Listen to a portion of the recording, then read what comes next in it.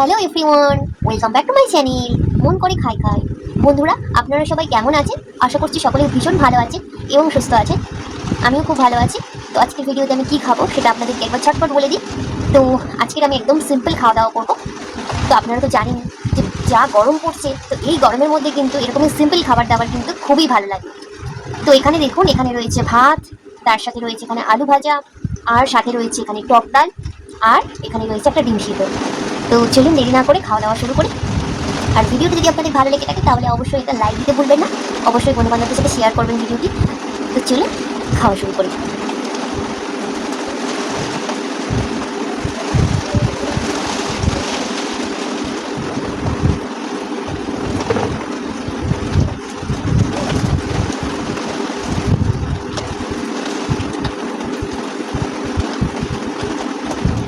তো এই টক ডালটা কিন্তু আমড়ার টক ডাল।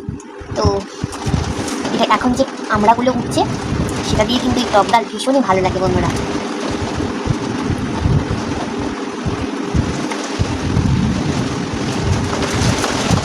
আচ্ছা,